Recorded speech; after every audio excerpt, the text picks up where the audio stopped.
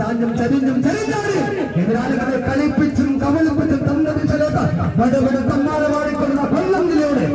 തൻകുട്ടിയുടെ ചാമ്പ്യന്മാർ നേടുകെത്തുമ്പോൾ നിങ്ങളവരെ പത്തനംതിട്ടയ്ക്ക് കൈവെച്ച